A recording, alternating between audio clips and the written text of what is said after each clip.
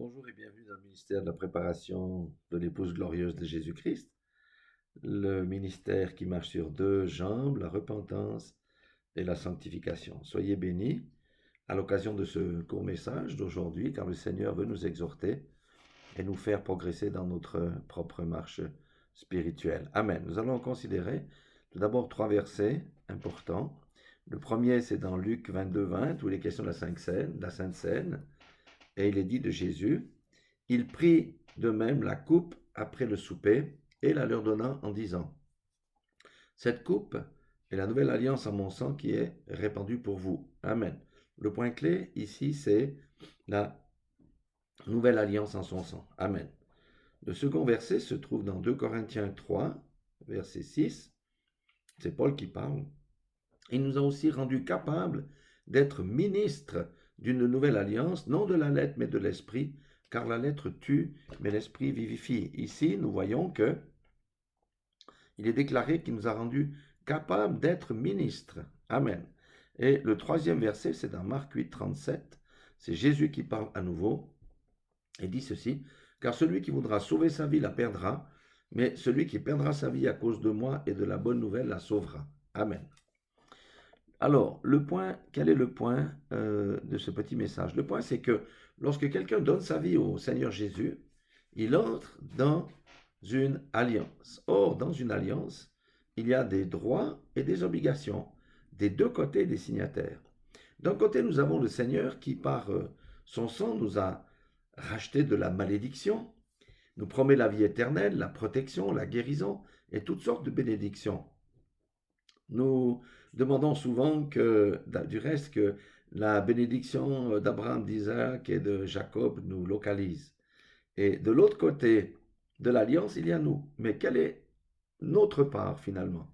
Eh bien, notre part, c'est d'accepter que Christ Sauveur soit aussi le Seigneur de nos vies. Il y a eu un échange. Christ a donné sa vie pour nous et nous donnons notre vie pour lui. Nous travaillons dans son champ en tant que ministres et nous accomplissons l'ordre de mission de faire des disciples dans toutes les nations de la terre. C'est pourquoi la parole nous définit comme des ministres pour rendre ministère, chacun selon ses dons, pour l'édification du corps de Christ. Amen. Trop souvent, celui qui se convertit se base sur l'enseignement qui prêche uniquement les avantages d'être dans l'alliance avec Christ. Sauvé de la colère de Dieu, accès aux bénédictions et aux secours divins, et ainsi de suite. Le message de la croix est trop peu appuyé et notre identification à la mort et à la résurrection de Christ est à peine esquissée. Or, si nous mourons avec lui, nous mourons à nous-mêmes. Et si nous ressuscitons avec lui, nous ressuscitons avec une vie nouvelle en nous. Amen. C'est le sens du baptême d'eau. Donc, pour être équilibré, nous devons aussi considérer la partie de l'alliance qui nous concerne et réconcilier les deux. Autrement, la nouvelle naissance est avortée. C'est un avortement spirituel. Ne pas dire toute la vérité ou des demi-vérités équivaut à tromper celui qui les entend. Voici quelques versets qui méritent d'être entendus et médités. Le premier, c'est Jésus qui parle à nouveau dans Luc 9, verset 62. Jésus lui répondit: quiconque met la main à la charrue et regarde en arrière n'est pas propre au royaume de Dieu. Ça, c'est fort. Que veut dire Jésus? Simplement que lorsque quelqu'un donne sa vie, il se met au travail pour le royaume sans regarder sa vie passée. Amen. La femme de Lot avait eu de la peine à quitter son ancienne vie et quitter Sodome, et elle n'a pas survécu. La question est, est-ce que tous les convertis modernes, par un évangile sucré et amoindri, ont conscience de cela? C'est une question que le Seigneur nous pose. Le Seigneur ne nous a pas destinés à être passifs dans son royaume et à attendre notre belle mort dans un lit blanc et ensuite aller au paradis. Non, cela c'est un mensonge du diable. Et Jésus poursuit, mais c'est toujours dans Luc chapitre 14, 26, il dit aussi quelque chose de très fort. Il dit: si quelqu'un vient à moi et s'il ne hait pas son père, sa mère, sa femme, ses enfants, ses frères et ses sœurs, et même sa propre vie, il ne peut être mon disciple. Mais que dit-il ici? Il dit simplement de placer personne au-dessus de lui, fût-elle sa propre femme ou son propre mari ou une quelconque idole avant Dieu. C'est exigeant, non? Eh bien, cela met la barre très haut. mais devons faire un choix en toute connaissance de cause. Celui qui se convertit doit faire son choix en toute connaissance de cause. Si cela n'est pas prêché, quel type de chrétien cela va-t-il donner? Un chrétien au cœur partagé. Si nous allons un peu plus loin dans les épîtres, là où Paul parle, c'est dans Hébreux chapitre 12, verset 4, il dit aussi quelque chose de très fort. Il dit, vous n'avez pas encore résisté jusqu'au sang en luttant contre le péché. Amen. Ça, c'est Paul qui le dit.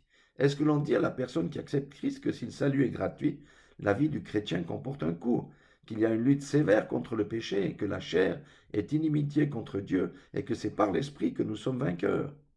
Dans bien des endroits, il est dit, comme pour excuser le frère ou la sœur, Dieu connaît tes faiblesses. Ce qui est vrai, Dieu connaît nos faiblesses, mais Dieu n'agrée pas.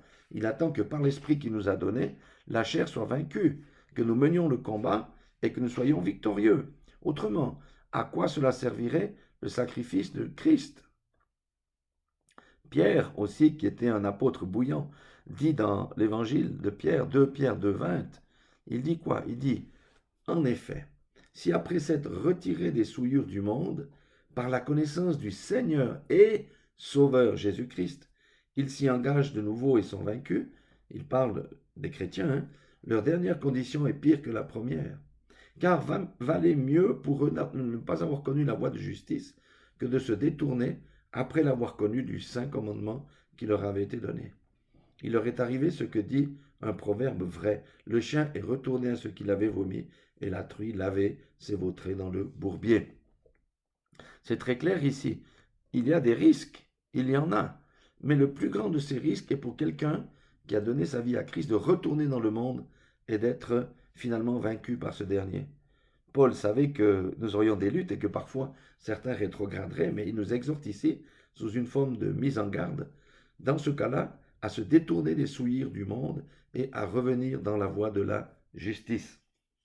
Paul parle d'une manière claire aussi. Il a dit par la connaissance du Seigneur et Sauveur Jésus-Christ. Dieu agréera-t-il quelqu'un qui veut uniquement accepter Jésus Sauveur et ses bénédictions et rejeter sa seigneurie pour marcher selon le train de ce monde? C'est une très bonne question et chacun peut donner une réponse claire par l'Écriture. Nous allons prendre un dernier verset et c'est Jésus qui parle de nouveau dans Luc 9, verset 23. Puis il dit à tous, si quelqu'un veut venir après moi, qu'il renonce à lui-même, qu'il se charge chaque jour de sa croix et qu'il me suive. Voilà une injonction du Seigneur qui résume tout ce qui vient d'être dit.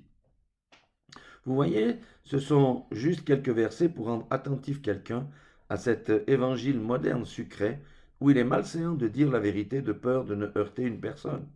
C'est un évangile méchant qui maintient les chrétiens dans un état de bébé spirituel et qui les empêche d'atteindre la pleine maturité de Christ, ou encore qui les conforte dans les voies du péché.